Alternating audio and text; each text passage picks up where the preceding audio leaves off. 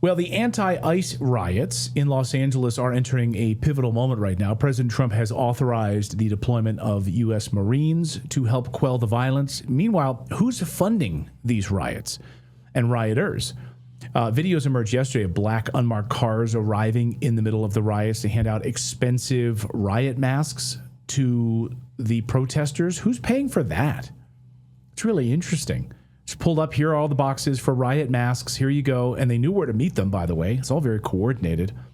And as lawyer Lauren Powell pointed out, one of the NGOs organizing the riots got $34 million in government grants from the state of California just last year alone.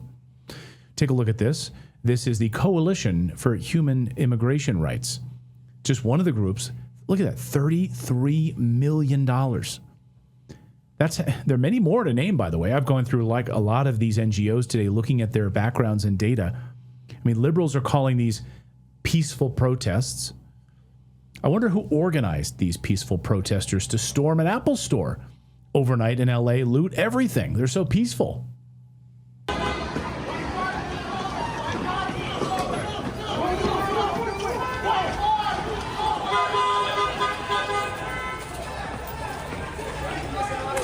Those iPhones, grab those iPads, rip them out of the table. The thing is that these morons don't realize is that as soon as those things leave the Apple store, Apple bricks those devices, so they no longer work. But hey, I guess people want to keep looting Apple stores. Apple knows exactly what these people do, so they shut them off immediately, and they're unusable. Okay, or these nice folks smashing the windows of LAPD headquarters. Now, you'll recall, I mean, if you just like take your skateboard, smash the windows. Again, yeah, that's LAPD headquarters. It's ironic, of course, isn't it, that one day before that, the LAPD sent out a press release calling the protesters peaceful. Here's that press release. Today, demonstrations across the city of Los Angeles remained peaceful, and we commend all those who exercise their First Amendment rights responsibly.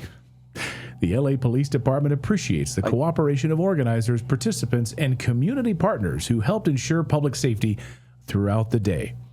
Of course, then they smashed up the LAPD headquarters. I'm sure they're still peaceful. I missed. Go ahead, Phil. I missed the part where stealing iPhones was my First Amendment right. I have to go reread the Constitution. I guess they updated it. You didn't know that? Right. Well, it's a phone, and it makes phone calls, so therefore phone calls are a freedom of speech. So, yeah, I guess you can just go into an Apple store and just steal phones, according to the LAPD now, I guess. By the way, protesters overnight launching mortar rounds at law enforcement. Perfectly normal behavior for peaceful protesters. Look at these peaceful guys.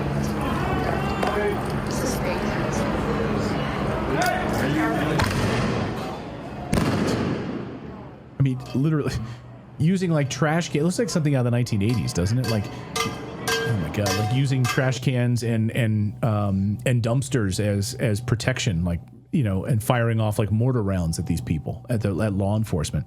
Los Angeles Mayor Karen Bass says her city was peaceful until Trump got involved with all these ICE raids. She says it's time to end the ICE raids on illegals. We need to stop the raids. This should not be happening in our city. It is not warranted, and the only thing it does is contribute to chaos. This was chaos that was started at Washington, D.C. On Thursday, the city was peaceful. On Friday, it was not, because of the intervention of the federal government. Yeah. She has a real problem with cause and effect. Like, fire conditions equal fire. That's new to her, right? Criminality equals destruction. I really need to take her back to Economics 101 about cause and effect. She has a lot to learn. So it's apparently Trump's fault that people smashed the LAPD headquarters. They set cars on fire. They looted Apple stores. They're firing mortar rounds. We're all feeling rising costs. It's tough out there. You're thinking, well, should I call American Financing to refinance and pay off this credit card debt that I'm living off of? But then you second guess yourself because you're like, but I have a low mortgage rate and rates are high. Well, listen, that low rate, it's not going to save you if you're drowning in high interest credit card debt. Once you really put it in a spreadsheet and you realize how much you're paying for bad debt and you're just saving over here this good debt, you can learn to flip-flop that, and American Financing can teach you the trick that all wealthy people do, which is leverage, leverage, leverage. You don't hold and hoard. But this is not something we're taught in school. So learn about this. Call them for just 10 minutes at 866-890-8434 or go on over to americanfinancing.net/redacted and get that monkey off your back. They save their customers an average of $800 per month. Plus, they can get you out of a mortgage payment or two to give you some real breathing room. So instead of digging deep into the red, you can start building wealth in your family finances. It's just one of many tools that you can learn and implement and study for yourself. So again, head on over to americanfinancing.net/redacted or call them 866-890-8434. americanfinancing.net/redacted. Let's bring in someone who knows more about the disaster in California. That is the disaster of California itself than just about anyone. He's written a book on it. Chris Moritz is the author of Failed State, A Portrait of California in the Twilight of Empire. Look at the top of the book there. Our friend of the show, Tucker Carlson, says, what a remarkable book. Chris, welcome to the show. Great to have you here. Thank you. Good to be with you. So in your book, you talk about a breakdown of law and order and how progressive policies essentially have basically prioritized the criminal over the victims.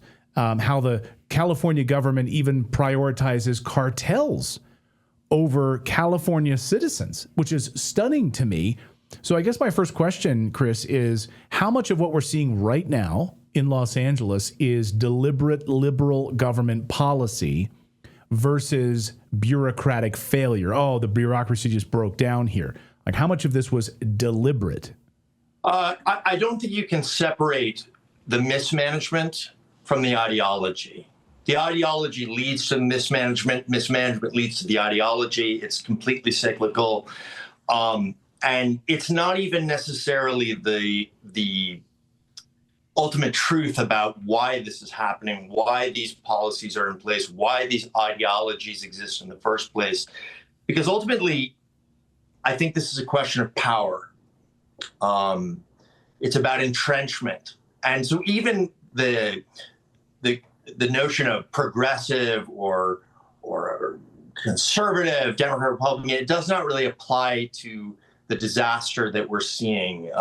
What we're seeing is a rogue, lawless, one-party machine for which there is no single person that is responsible, neither Gavin nor Mayor Bass. They are cogs in this machine. And this machine is about total control in a CCP-style way, fashion. It's certainly heading in that direction. And they have achieved this control primarily through demographic engineering that took place beginning in the 1990s and accelerated the consolidation of the Democratic Party in the state of California that was once at least a purple state. But now we have, since 2012, every single or both chambers of the legislature and every single statewide office is held by the Democratic Party.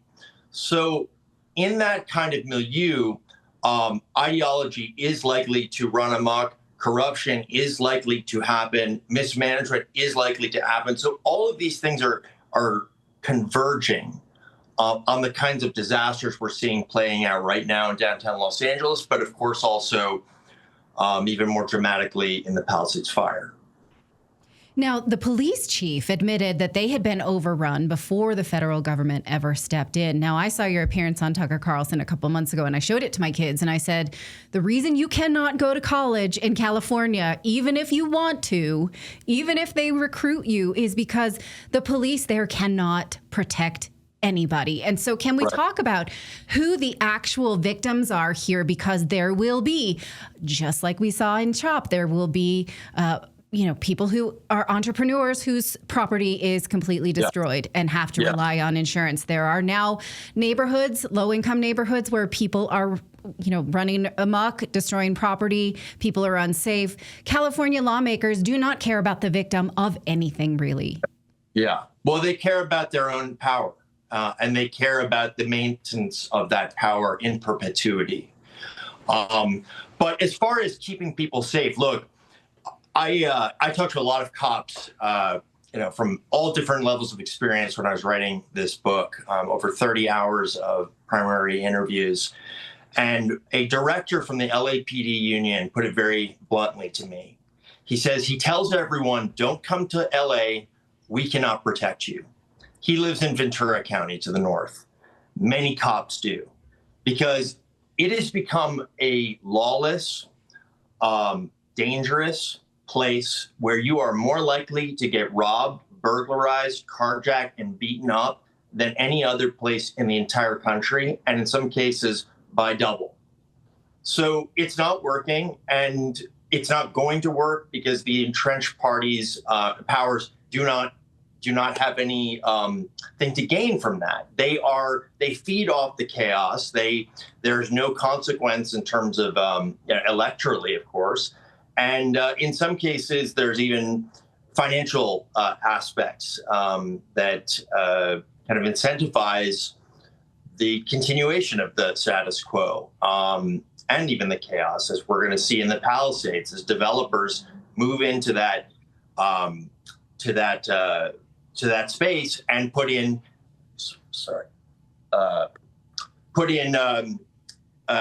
multi-unit family housing. Which is a long-term goal of the so-called green cult in California. Wow. That's a story I hadn't heard in all of this, but it makes absolute sense as part of this agenda. People in a chat room, G. Fontez says there have been plenty of free bricks and cinder blocks left out all over Los Angeles, some left on pallets in the middle of roads. We've seen the funding of these protests and organizing of these protests coming out, massive amounts of money behind this, a lot of NGOs, almost too many to count. Before you joined us, I rattled off just a few that I mentioned here, some receiving upwards of $33 million in funding, some of it with federal dollars, some of it purely on raising that money on their own in order to carry out these protests. We see there are more protests scheduled for June 14th, big No Kings protests as well. So who's behind this, do you suspect?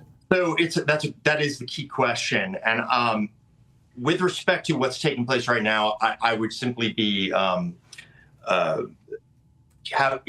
theories. But I can tell you that the answer to this is to look back to 2020 and the George Floyd BLM riots and protests.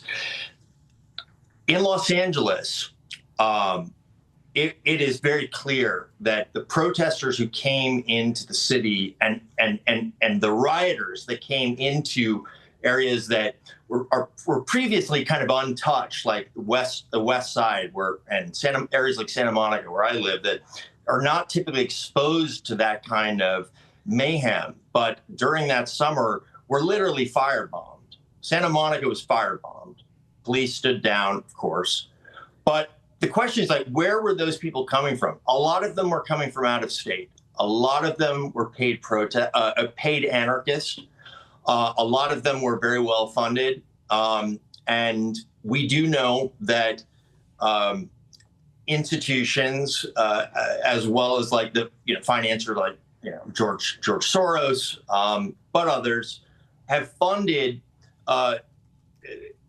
these entities directly, but also indirectly through political campaigns related to DAs and George Gascon and so forth. So this is not a kind of organic event that we're seeing. And I think it's important also to distill exactly who is sort of committing this violence right now. And it's not just simply gangs, although there's an element of that for sure, but it's also an alliance of anarchists from out of state, illegal aliens just in generally aggrieved, and then also illegal alien gangs that are all themselves proxies of the Mexican drug cartels, which control the criminal economy and organized crime in the state of California, have done so for the last 10 years at least.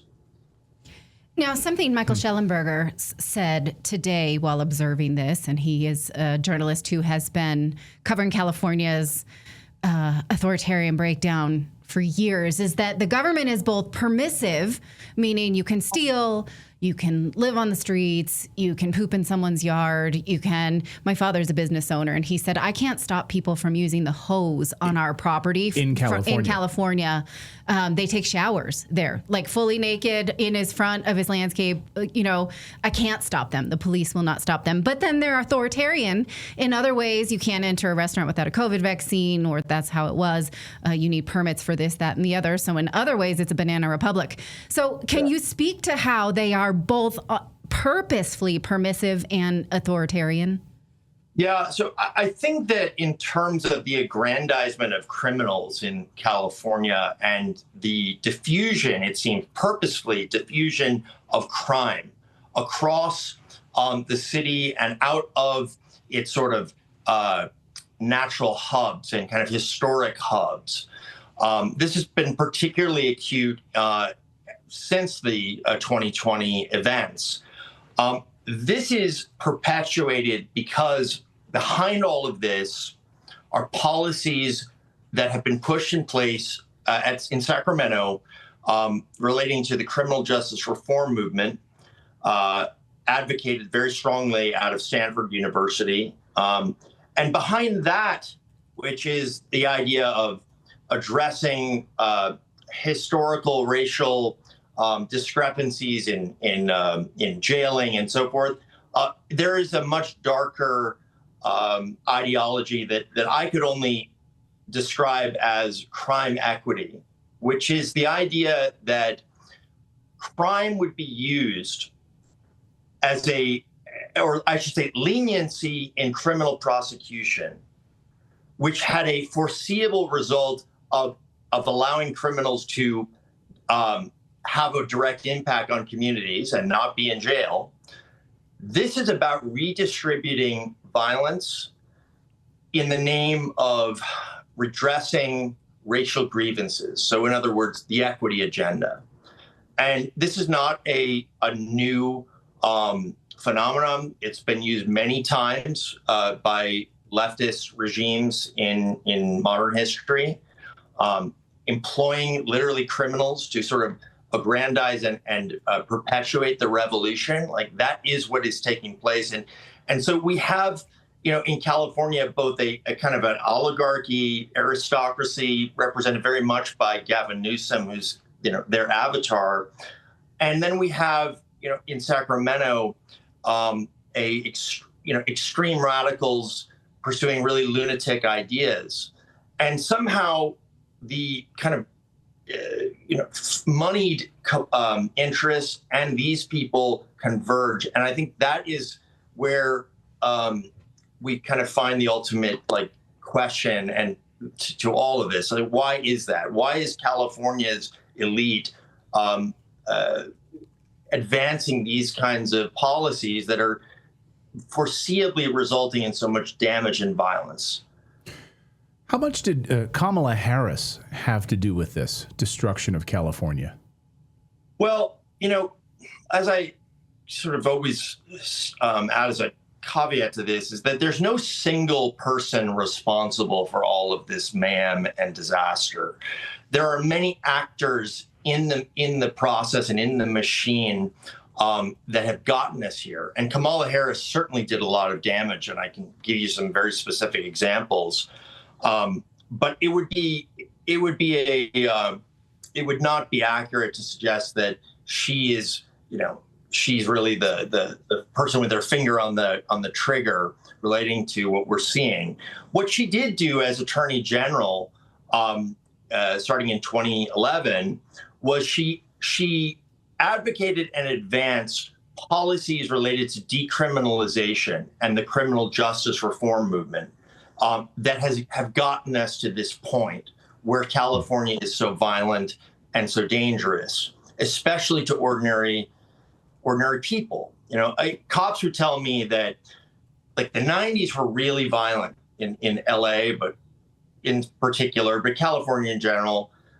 But today, it may not be quite as violent, in terms of homicides and kind of those sorts of metrics. But the difference is that the violence has been turned against all of us, i.e., law-abiding citizens living in nice neighborhoods. It's been turned against all of us all the time because the criminals have been unleashed and empowered by acts of leniency and policies that people like Kamala Harris have advanced. Kamala Harris even disbanded a 100-year-old narcotics enforcement bureau in the state of California, formed after Prohibition, that was doing really important work at tackling the cartel influence.